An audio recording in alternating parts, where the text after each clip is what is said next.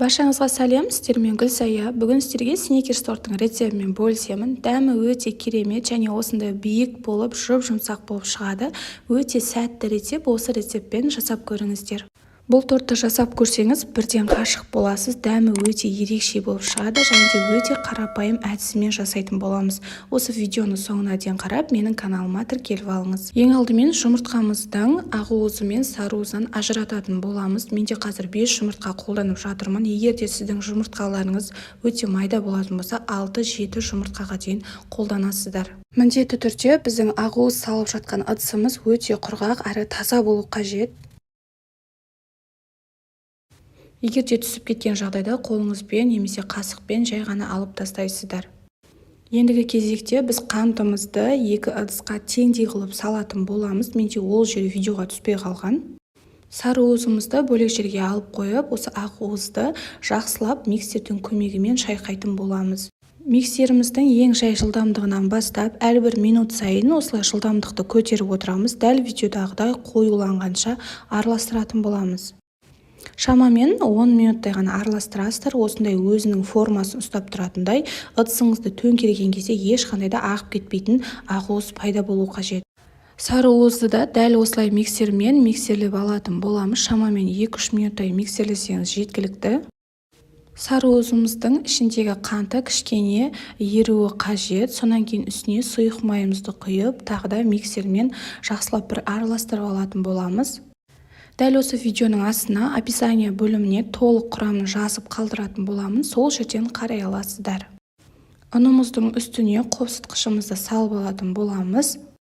Құрметті менің көрерменім, менің каналымда өте оңай жасалатын және де табада пісетін торттардың рецепттері өте көп. Дәл осы видеоның астына ссылкасын қалдыратын боламын. Ұныңызбен қопсытқышыңызды жақсылап осылай қасықтың көмегімен араластырып алғаннан кейін міндетті түрде осылай сидоның көмегімен салатын боламыз. Ұныңызды өткізіп болғаннан кейін бірден сол ұнның үстіне какаоңызды да сидодан өткізіп саласыз. Ең соңында үстіне сүтімізді құямыз. Міндетті түрде сүтіміз жылы немесе ыстық температурада болу қажет. Сүтіңіз міндетті түрде салқын болмауы тиіс. Миксердің көмегімен жақсылап осылай барлығын араластырып аламыз. Бізде қоспамыз өте қою болып шығады. Сондықтан да миксердің өте жай жылдамдығымен араластырыңыздар. Ешқандай да түйіршік қалмағанша, біркелкі масса болғанша дәл осы видеодағыдай қою қоймалжың масса болады. Біз қазір осы массаның үстіне жаңағы ең бірінші жасаған ақуызымызды жартысын салатын боламыз. Және де миксердің өте жай жылдамдығымен араластыратын боламыз. Ақуызымызды салғаннан кейін миксердің өте жай жылдамдығымен араластырасыздар. Себебі көтеріліп тұрған массамыз басылып қалмауы қажет. Осылай екіге бөліп араластырып алатын боласыздар. Байқасаңыздар, ақуызды салғаннан кейін біздің қоспамыз сұйықтанып, түсі де өзгеретін болады. Дәл осы видеодағыдай ешқандай түйіршік қалмағанша әдемі қылып араластырып алатын боламыз. Мінекей біздің қоспамыз дайын болды. Ендігі кезекте біз формамызға құйып пісіріп алатын боламыз. Алдын ала пешіңізді 180 градусқа қыздырып қойыңыздар. Дәл қазір форма менде 20 сантиметрлік, сіздер 22-ге де пісірсеңіздер болады. Алдын ала қызып тұрған пеште 30-35 минутқа осы корждарымызды пісіріп алатын боламыз. Мінекей менде корждарым пісті, беті осылай әдемі болып, пышный болып көтеріп шығады. Пышақ пен жиегін осылай алып, барлық формадан босататын боламыз. Қараңыздар, өте жұп-жұмсақ және де сондай пышный болып шыққан. Міндетті түрде толықтай суығанын күтеміз. Суығаннан кейін барып, пышақтың көмегімен осылай 3 бөлікке бөлетін боламыз. Томпайып тұрған беткі бөлігін алып тастаймыз. Корждарыңызды ыстықтай кезде кесуге болмайды мүлде. Мына жерде мен беткі бөлігін алып тастадым және де осылай 3 бөлікке бөліп шықтым. Ортасы толықтай піскен, қараңыздар, өте жұп-жұмсақ біркелкі болып шыққан. Ең соңында кремін дайындайтын боламыз. Сливкиімізді осы құрғақ таза ыдысымызға құйып, миксердің көмегімен ең өте жай жылдамдықта әрбір минут сайын жылдамдықты көтеріп отыратын боламыз. Міндетті түрде сіздің сливкиіңіз өте салқын және тіпті ыдысыңызда сап-салқын болу қажет. Сливкиіңізді шайқамас бұрын 15 минут ыдысыңызды холодильникке қойып алсаңыз болғаны. Осылай өз формасын ұстағанша әдемілеп миксерлеп алатын боламыз. Дәл видеодағыдай біркелкі массалы крем шығуы қажет. Бұл кремге сгущенка қоссаңыздар да болады, бірақ мен бұлай сгущенка қосқан жоқпын, себебі кремнің өзі тәп-тәтті болып шығады. Барлығы дайын болғаннан кейін ең соңында тортымызды жинаймыз. Карамельдің орнына мен осындай кәдімгі вареный сгущенка қолданатын боламын, және де бізге 100 граммдай арахис қажет болады. Коржығымызды орналастырып, кремді осылай жағып шығатын боламыз. Менде бары қазір осындай насадка болғандықтан осымен жасаймын. Бұл коржықтарға ешқандай да пропитка қолданудың қажеті жоқ, себебі өздері өте жұмсақ болып шығады. Кремдерімізді лопатканың көмегімен әдемілеп тегістеп шыққаннан кейін осылай арахисті саламыз.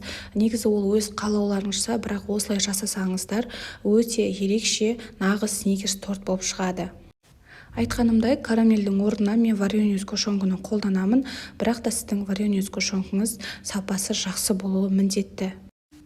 Вареный сгущенкаңызды салып болғаннан кейін міндетті түрде үстіне осылай кремді жағып жіберетін боламыз. Сол кезде біздің коржықтарымызға өте жақсы сіңетін болады. Екінші коржығымызды да орналастырып, бір-бірдей қылып орналастырамыз, және де тегістеп үстіне кремін жағамыз. Тортымыздың екінші қабатына мен кәдімгі сникерс шоколадын турап салдым. Негізі олай жасамасаңыздар да болады, бірақ та осылай жасауға кеңес беремін. Өте дәмді, нағыз сникерс торты болып шығады. Егер сізде тағы да вареный сгущенка қалса, осылай тағы да екінші қабатқа салып шықсаңыздар да болады. Міндетті түрде вареный сгущенкадан кейін қалған кремімізді осылай әр жеріне жұқалап жағып шығатын боламыз. Құрметті менің көрерменім, егер де менің видеом ұнаса, жасап жатқан сникерс тортым сіздің ойыңыздан шықса, комментарий бөліміне өз пікіріңізді қалдырыңыз. Сникерс торттың ең соңғы коржығын салып, қалған карамельді осылай бетіне жағып шығатын боламыз. Бұл тортта ешқандай да артық құрамы қалмайды, барлығы дәл есептелінген. Осылай қалған кремімізді, қалған вареный сгущенкамызды бетіне жағып, жақсылап тегістейтін боламыз. Міндетті түрде жиегінде тегістеуді ұмытпаңыздар, және де холодильникке 1 сағатқа қойып қоятын боламыз. Енді шоколадты ганашты дайындаймыз. Осылай 100 грамм шоколадын мен Қазақстан шоколадын қолданамын. Ылғида және де Рахат фирмасын қолдануға кеңес беремін. Осылай бөліп салып аламыз, және де бөлме температурасындағы сары майды және арахисті дайындап алатын боламыз. Ең алдымен осы бөлінген шоколадтың үстіне бөлме температурасындағы сары майымызды немесе маргаринімізді салып, су моншасына осылай дәл видеодағыдай ертіп аламыз. Және де үстіне арахисті салып, жақсылап араластырамыз. Шамалы 5 минуттай суығанын күтеміз. Ыстық күйінде кремнің үстіне құюға болмайды. Менде торт 1 сағаттан астам уақыт тұрды. Креміміз осылай қатуы қажет. Үстіне енді ганашымызды құятын боламыз. Ең алдымен беткі бөлігіне осы шоколадты ганашымызды барлық жеріне жағып шығамыз, және де жиегіне де жағуды ұмытпаңыздар.